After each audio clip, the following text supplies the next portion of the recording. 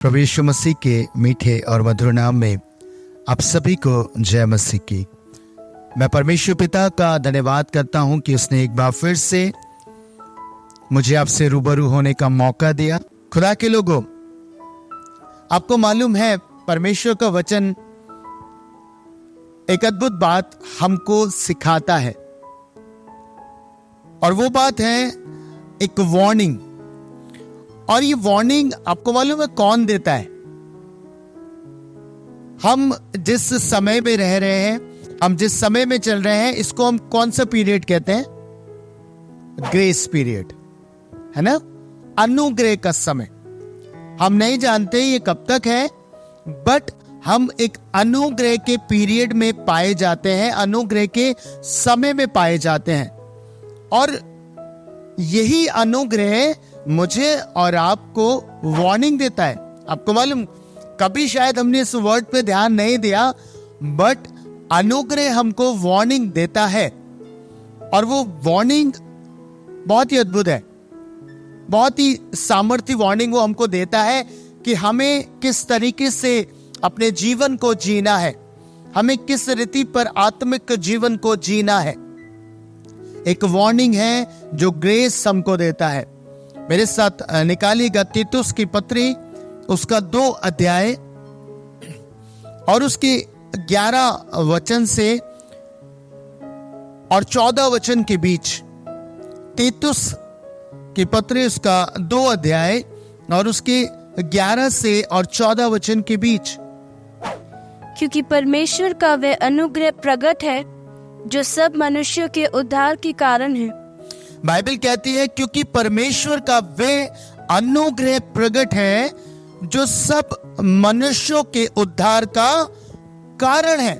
मैं और आप जानते हैं सच में परमेश्वर का अनुग्रह प्रकट है हमारे ऊपर, कि प्रभु ने अनुग्रह पे अनुग्रह किया। अनुग्रह तो पहले ही था कि प्रभु हमारी अगुवाई करते थे, पुराने नियम में हम अनुग्रह को देखते हैं, बट अनुग्रह पे अनुग्रह क्या हुआ कि यीशु मसीह संसार में आए, उन्होंने मेरे और आपके पापों के खातिर जान दी, वो कुर्बान हो गए।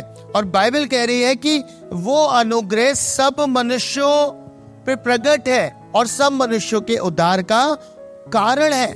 यही ग्रेस है ना। मैंने बताया ग्रेस क्या है, कि यीशु मसीह ने अनुग्रह हमको दिया। बाइबल कहती है अनुग्रह से तुम्हारा उद्धार हुआ है, और ये ही अनुग्रह सब मनुष्यों में प्रकट है। हम जानते हैं कि यीशु ने हमारे लिए जान दी है, यीशु हमारे खातिर मारे गए।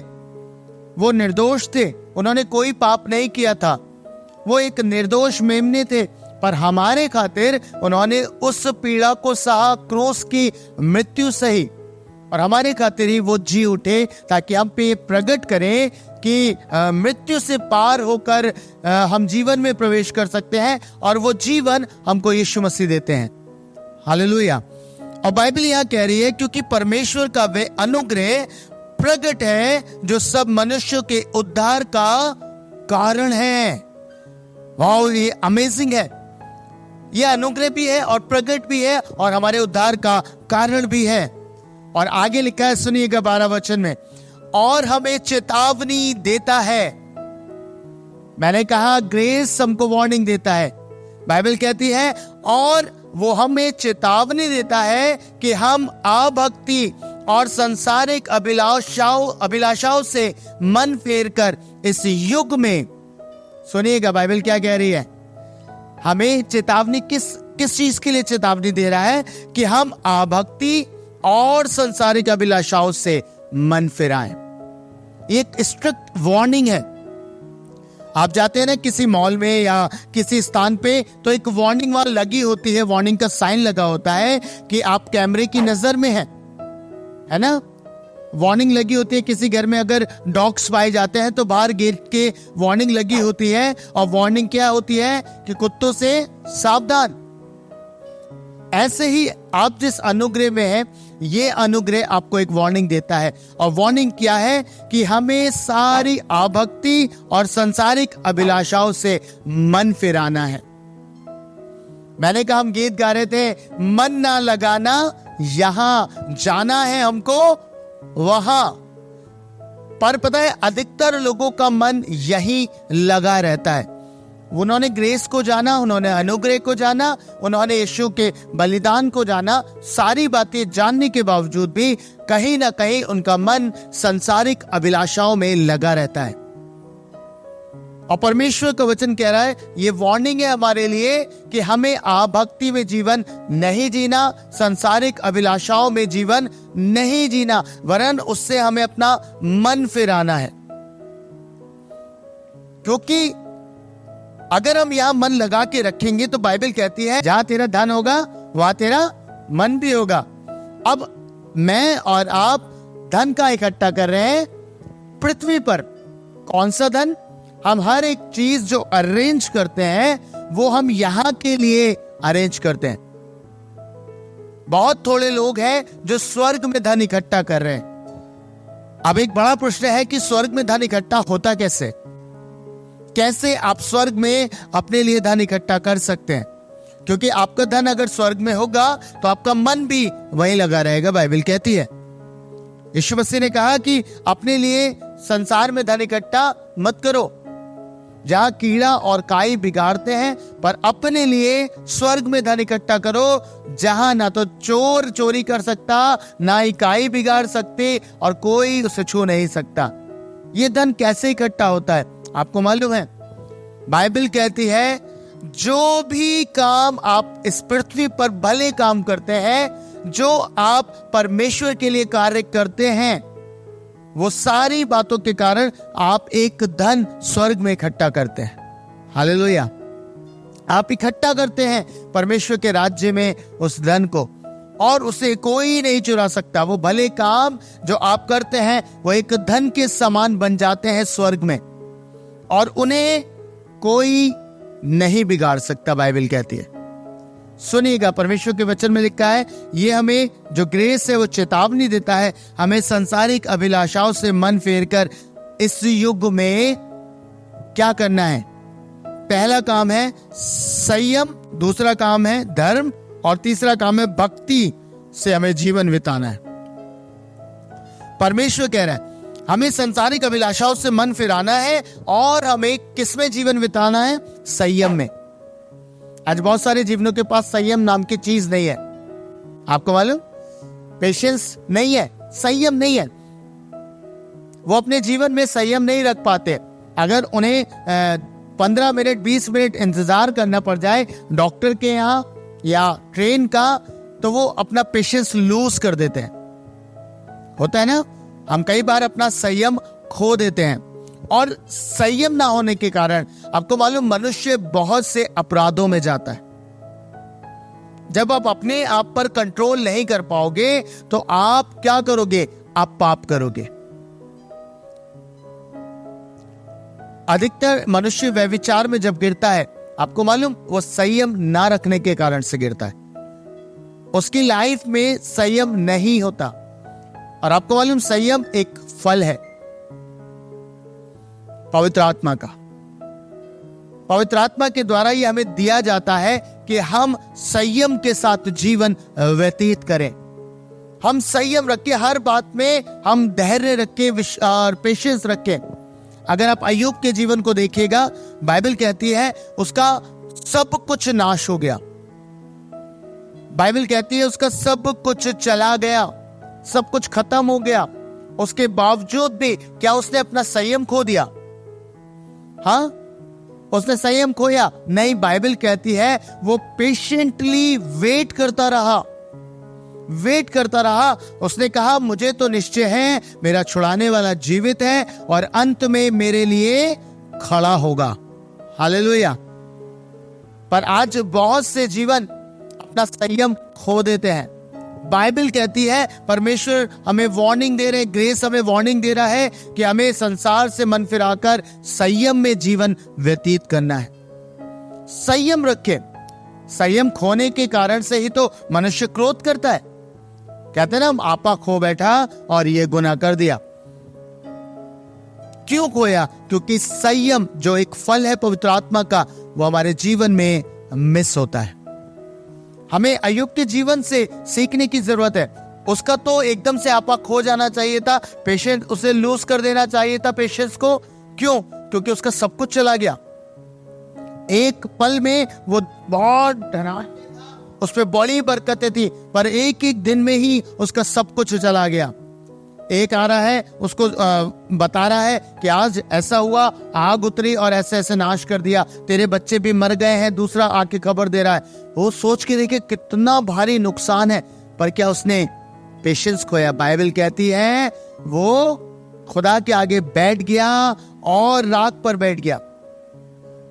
इतनी तकलीफ हो गई बॉडी के अंदर। पत्नी कह रही है, अरे तू अभी भी अपनी खराई में बना हुआ है, अभी भी तुझ में संयम पाया जाता है, अभी भी तू धैर्य रखा हुआ है, अभी इनकार कर और छोड़ सब कुछ। वो कहता है, तू मूर्ख स्त्री सी बात करती है। जिस परमेश्वर ने हमें सुख दिया, क्या हम उससे दुख नहीं ले सकते? संयम कितना इंपॉर्टेंट है ना हमारे जीवन में, संयम। आपको मालूम, अधिकतर लोग खुदा को कब छोड़ते हैं? जब उनके इंतजार की सीमा समाप्त हो जाती है, जब उनको लगता है कि हम प्रार्थनाएं कर रहे हैं, हम उपवास भी कर रहे हैं, हम सब कुछ कर रहे हैं, परमेश्वर सुन ही नहीं रहा। और एक थॉट जो शैतान उनके जीवन में डालता है वो ये है, क्या कोई परमेश्वर है भी या नहीं है? सोच के देखिए कैसे हो रहा है। अय्यूब कह रहा है, मेरे को तो निश्चय है, भले ही आज मैं पीड़ा में हूं, भले ही सर से लेके पांव तक सब फोड़े ही फोड़ा है, सब कुछ मेरा चला गया है, सब कुछ बर्बाद हो गया है, फिर भी वो कह रहा है कि परमेश्वर निश्चय मुझे छुड़ाएगा। ये उसका संयम था, धैर्य से बाट जो रहा था परमेश्वर की। दाऊद भी कहता है, मैं धैर्य से परमेश्वर की बाट जोता हूं। क्यों? मुझे बताइए, परमेश्वर ने जब दाऊद को बोला कि दाऊद अब मैं तुझे राजा होने के लिए अभिषेक करता हूं, क्या तुरंत 1 साल के अंदर दाऊद राजा बन गया? क्या हुआ? जिस घड़ी परमेश्वर ने उसकी नियुक्ति करी कि मैं तेरा अभिषेक कराता हूं राजा होने के लिए, उसी दिन से उसके जीवन की परिस्थितियां बिगड़ना आरंभ हो गई। भाई लोग विरोधी हो गए, है ना? गोलियत को मारा तो शाऊल विरोधी हो गया, अब शाऊल से बचता फिर रहा है, गुफाओं में छिप रहा है, लोग विरोधी होते जा रहे हैं। अपना बेटा भी एक समय पे विरोधी हो गया। कितना सताव सहा, फिर भी उससे विश्वास था, उसका धैर्य था, उसका संयम था कि खुदा निश्चित समय पर मुझको दे देगा। हालेलुया। आज जो प्रभु हमें वार्निंग दे रहा है ना ग्रेस के द्वारा, ग्रेस जो हमें वार्न कर रहा है, उसका मतलब क्या है? कि हमें संसार की अभिलाषाओं से मन फिराना है। हमें फोकस नहीं होना इन संसारिक अभिलाषाओं की ओर। बाइबल कहती है कि तुम अपना ध्यान कहां लगाओ? स्वर्गीय वस्तुओं की ओर लगाओ। अगर आप यहां ध्यान लगा के रखेंगे ना, तो पृथ्वी की चीज आपको अट्रैक्ट करेगी। हालेलुया। सुनिएगा, डाकू लटकाए गए थे क्रूस पे, अमेजिंग है।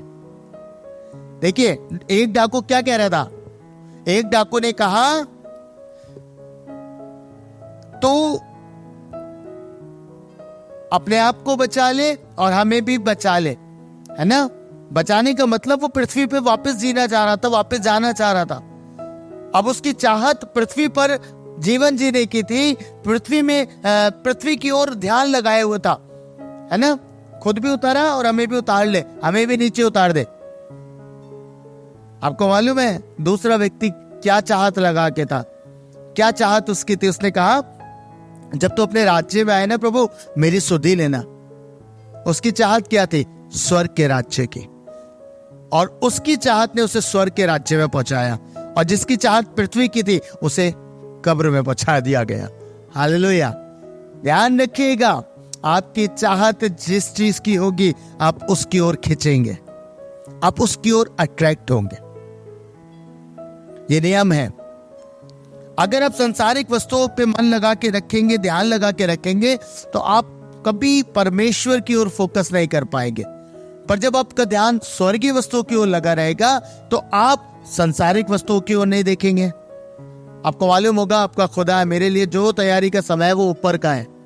हालेलुया। क्यों पुराने नियम में तंबुओं का पर्व मनाया जाता था? क्यों अब्राहम तंबू में रहता था? उसको पता था मेरा स्थायी निवास यहां नहीं है, मेरा स्थायी निवास कहां है? स्वर्ग में।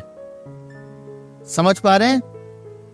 इसलिए ग्रेस हमको वार्न कर रहा है, अगर आप अभी तक आभक्ति में जीवन जी रहे हैं, अभी तक संसार की बातों पर मन लगाए हुए हैं, तो याद रखिएगा गीत के जो बोलते, यहां के सुखों का अंत हो जाएगा, यहां के सुख तो मिट जाएंगे, एक समय के बाद वो सुख चले जाएंगे, पर जो सुख आपको स्वर्ग में है वो कभी नहीं मिटेगा, वो अनंत है, वो नहीं मिट सकते। सुनिए एक छोटा सा उदाहरण देता हूं। आप मोबाइल लेके आते हैं ना, नया नया, आपने देखा है, आप उसे चलाना आरंभ करते हैं, 4-5 दिन आप बिल्कुल दीवानगी के साथ उसे चलाते हैं, सारे फीचर्स जान लेंगे, सारी बातें आप देख लेंगे, आपको बड़ा बड़ा आनंद आएगा। नया नया कैमरा है, बहुत फोटोज खींचनी है, सेल्फी खींचनी है, सब कुछ। पर महीने 1.5 महीने के बाद क्या होता है? क्या होता है? जो सुख का कारण जान पड़ रहा था ना, अब वो ठंडा पड़ जाता है। ये है संसार की चीजों में है, आप कुछ दिनों तक आपको बहुत अच्छी लगेगी, पर उसके बाद उनसे जो आप सुख पाते हैं वो खत्म होने लगता है। पर परमेश्वर के यहाँ ऐसा नहीं है, स्वर्ग में ऐसा नहीं है, वहां के सुखों का कभी अंत नहीं होगा। बाइबल कहती है आपको हर चीज से आनंद मिलता रहेगा।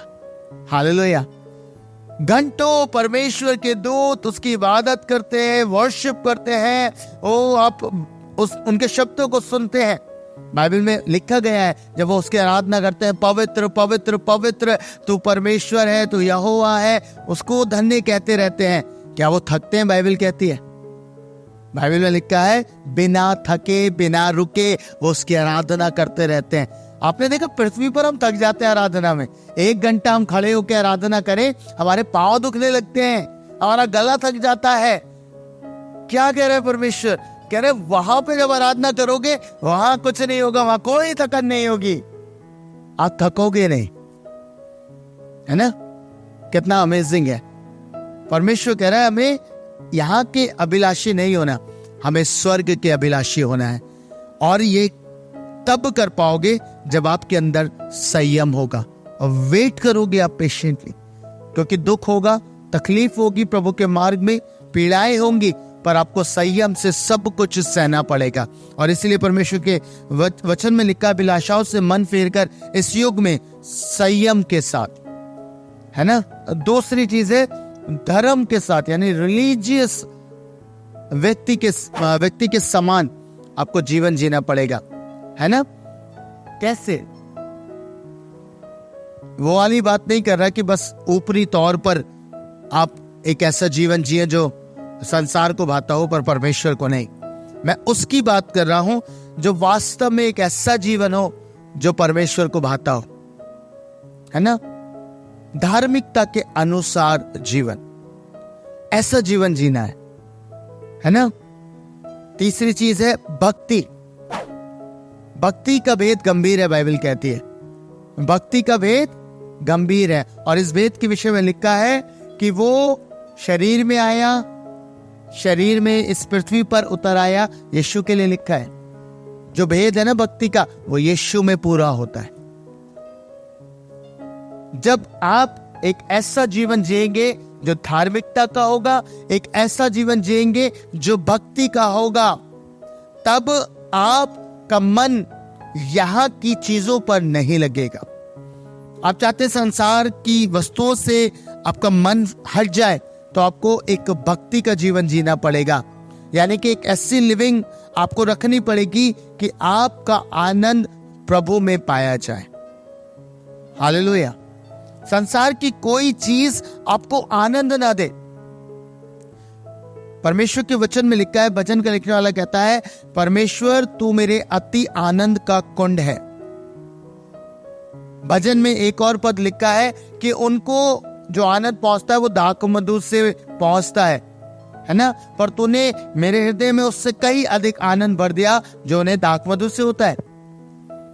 परमेश्वर कह रहे हैं ये कब होता है? जब आप एक भक्ति का जीवन जीते हैं, जब आप एक धार्मिकता का जीवन जीते हैं, जब आप लोगों की बुराई नहीं करते, एक धार्मिकता, एक अच्छे जीवन में आप चलते हैं। परमेश्वर ने 3 इंपॉर्टेंट बातें यहां बोली और उससे अधिक चौथी बात बोली है। बाइबल कहती है, मैंने कहा ना, आपको संयम में जीवन जीना पड़ेगा, धार्मिकता में और भक्ति में। भक्ति का मतलब है एक प्रेयरफुल लाइफ, एक ऐसा जीवन जो खुदा को भाता हो, एक ऐसी लाइफ जो परमेश्वर को पसंद हो। आज बहुत सारे लोग प्रार्थना करते हैं पर उनका जीवन प्रार्थना का नहीं है। वो प्रार्थना करते हैं पर प्रार्थना का जीवन नहीं है। प्रार्थना का जीवन से मतलब है आपकी लाइफ ही प्रेयर बन जाए। जब आप जाएं, लोग आपको देखें तो उनको समझ में आए ये व्यक्ति आत्मिक है। समझ रहे हैं? आपको मालूम, जब आप प्रेयरफुल लाइफ जीते हैं, जब आपका जीवन ही प्रार्थना का जीवन बन जाता है, आप कहीं भी जाएं, लोग पहचान जाते हैं, है ना? लोग पहचान जाते हैं कि ये प्रार्थना में ठहरा हुआ व्यक्ति है, ये प्रार्थना करने वाला जन है। आपको ऐसी लाइफ जीनी पड़ेगी, तब आप इन सारी चीजों से अपने मन, अपने ध्यान को हटा पाओगे। हालेलुया। और पता है उससे अद्भुत बात क्या लिखी है परमेश्वर के कलाम में? 13 पद बहन पढ़िएगा इसे। और उस धन्य आशा की, अर्थात अपने महान परमेश्वर और उद्धारकर्ता यीशु मसीह की महिमा के प्रकट होने की बाट जोते रहें। क्या कह रहे हैं? पहले तो 3 बातें हमें बताई गई। ग्रेस ने जो वार्निंग दी, उसने कहा संसार से मन फिराकर हमें संयम में, धर्म और भक्ति में जीवन व्यतीत करना है। और 13 वचन कहता है उस धन्य आशा की, अर्थात अपने महान परमेश्वर और उद्धारकर्ता यीशु मसीह की महिमा के प्रकट होने की बाट जोते रहो। हालेलुया। आपको मालूम धन्य आशा क्या है? धन्य आशा है कि हमें परमेश्वर उठा लेगा। आप मसीहों की धन्य आशा क्या है आपको मालूम है? बाइबल कहती है, जब आप थिस्सलुनीकियों की पत्री पढ़ेंगे तो वहां लिखा है हमारी आशा यह है कि एक दिन हम उठाए जाएंगे। ये मसीहों की धन्य आशा है। बाइबल कहती है जितने मसीह यीशु में सोए हैं वो सब जिलाए जाएंगे, है ना? और हम जो जीवित हैं वो बादलों पर मसीह के साथ उठा लिए जाएंगे। ये हमारी धन्य आशा है। और बाइबल कहती है हमें इसी आशा की बाट जोते रहना है, क्योंकि बाइबल में लिखा है कि हमारा परमेश्वर आएगा, हमारा उद्धारकर्ता यीशु मसीह अपनी महिमा में प्रकट होगा, है ना? जिसे हम रैप्चर कहते हैं, और हम रैप्चर में उठाए जाएंगे। पर ये बात किसके लिए पूरी होगी? ये इंपॉर्टेंट है। रैप्चर में केवल वही उठाए जाएंगे जिनके विषय में यह लिखा है जो संयम से जीवन जीते, धर्म का, धार्मिकता का जीवन जीते और भक्ति का जीवन जीते हैं, जो इस तरीके की लिविंग रखते हैं। संसार की अभिलाषाओं से उनका कोई लेना देना नहीं, है ना? अभिलाषा का मतलब क्या है? अभिलाषा का मतलब यह है कि मुझे इससे प्यार हो जाए, किसी भी चीज से मेरा लगाव हो जाए, है ना? देखिए, आपको जरूरत है, आप यहाँ रहते हैं, आपको घर की भी जरूरत होती है, ठीक है, घर मिल गया, अच्छी बात है। आपको कार की नीड है, बाइक की नीड है, मिल गई, अच्छी बात है। पर उन चीजों के कारण से यीशु को नजरअंदाज कर देना, यीशु मसीह को या अपने आत्मिक जीवन को नजरअंदाज कर देना, यह है कि आप उस वस्तु के अभिलाषी हो चुके। हालेलुया। और धीरे धीरे यही अभिलाषी जब आप हो जाएंगे, यही अभिलाषा क्या होगा? पाप को जन्म देगी। आप एक पापी व्यक्ति में तब्दील हो जाएंगे। और इसलिए परमेश्वर का ग्रेस हमको वार्न कर रहा है, हमें इससे मन फिराना है। आपको मालूम, ग्रेस जानता है कि आप अभी भी इन बातों में पाए जाते हैं। इसलिए तो परमेश्वर के कलाम में लिखा है हमें मन फिराना है, हमें फिर के आना है। अभी तक अगर हम इस तरीके के जीवन में पाए जा रहे हैं तो हमें मन फिराने की आवश्यकता है। हालेलुया। और कैसे बनना है? अब से संयम में, जैसे अय्यूब के जीवन में था, आपको संयम रखना है, धैर्य रखना है। दाऊद के जीवन में था, यूसुफ के जीवन में था। बाइबल के अंदर ढेरों ऐसे लोग हैं जो संयम से अपने जीवन को जीते थे, भक्ति में अपने जीवन को जीते थे और धार्मिकता में अपने जीवन को जीते थे। हमें उन्हीं के समान जीवन जीना है और सबसे इंपॉर्टेंट हमें रैप्चर की आशा करनी है। यही हमारी आशा है ना। आपको मालूम, एक अन्य जाति के पास ये आशा नहीं है, पर हमारे पास ये आशा है। खुदा ने हमको जीवित आशा दी है। इसीलिए जब हमारा कोई अजीज इस संसार से जाता है, हमारा कोई प्रिय इस संसार से कुछ कर जाता है, तो हम क्या कहते हैं? हम एक बात कहते हैं, विश्वास रखो हम फिर से मिलेंगे। हालेलुया, हम फिर से मुलाकात करेंगे। क्यों? बाइबल कहती है जो मसीह यीशु में सो गए हैं वो जिलाए जाएंगे, पहले फल ठहरेंगे, है ना। यीशु मसीह तो पहला फल है, उसके बाद उसके लोग, बाइबल कहती है जब वो आएगा तो पहले वो आ जाएंगे। यही तो आशा है। और हम जो जीवित रहेंगे हम भी बादलों पे उठा लिए जाएंगे। यही रैप्चर हो जाएगा। दुनिया देखती रहेगी। बाइबल कहती है वो 2 स्त्रियां चक्की पीस रही होंगी, एक ले ली जाएगी और एक छोड़ दी जाएगी। यही है और हमें इसकी बाट जोनी है। प्रभु हमें आप अपने साथ लेके जाना, हमको प्रभु उठा लेना। मैं अद्भुत बात कह रहा हूं, आपको बताना चाहता हूं। लास्ट डेट जब 21वां दिन होगा सभा का, मैं रैप्चर प्रीच करूंगा प्रभु की दया से। अगर प्रभु चाहेगा तो मैं उसकी कुछ अद्भुत बातें आपके साथ बांटूंगा। वंडरफुल तरीके से प्रभु ने मुझको कुछ चीजें सिखाई हैं। और जो लोग रैप्चर में जाना चाहते हैं, परमेश्वर कहता है ये जो ग्रेस है ना, अब ग्रेस वार्निंग किस बात के लिए दे रहा है आपको सुनिएगा, ये बहुत इंपॉर्टेंट है। आपको लास्ट में लेके जा रहा हूं। ग्रेस वार्न कर रहा है, अनुग्रह आपको वार्निंग दे रहा है। यानी कि अनुग्रह के बाद एक और समय आने वाला है। अभी अनुग्रह का समय, अब सोचिए यही समय आपको वार्निंग दे रहा है।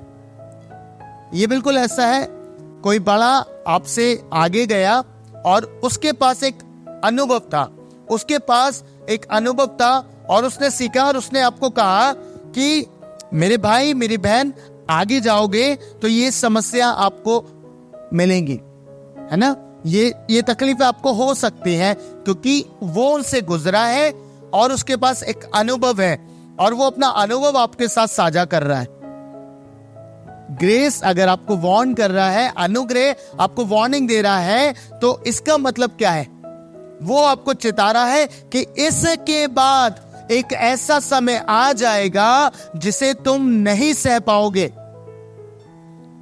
वो बहुत तकलीफ का होगा, वो बहुत पीड़ा का होगा। ये वार्निंग दे रहा है हमें और उसके लिए हमें बता रहा उपाय भी कि आपको संसार से मन फिराना होगा, संसारिक अभिलाषाओं से मन फिराना होगा और संयम, धर्म और भक्ति में जीवन व्यतीत करना होगा और आशा रखनी होगी कि प्रभु आपको रैप्चर में लेके जाए।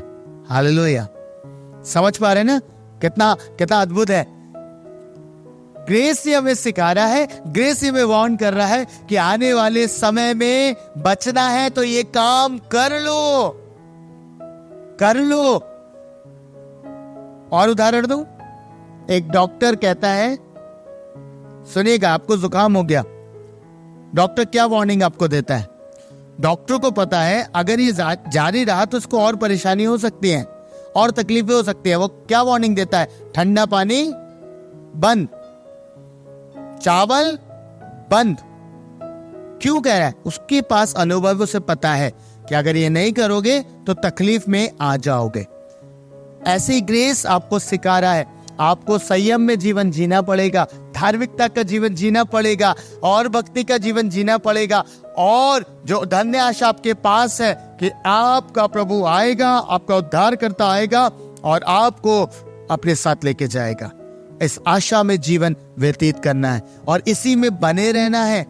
अगर आप ऊपर की बातों में बने रहोगे ना तो आप रैप्चर मिस करोगे। इसका सीधा मतलब यह है कि आप फिर रैप्चर में नहीं जाओगे।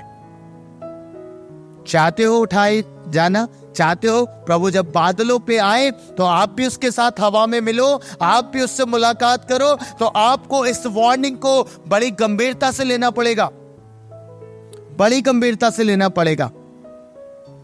वार्निंग है ये। और पता है इस वार्निंग पे क्या लिखा है? 440 वोल्ट। पढ़ते हो ना करंट के लिए? ये वार्निंग है, अगर नहीं मानोगे तो ऐसा हो जाएगा।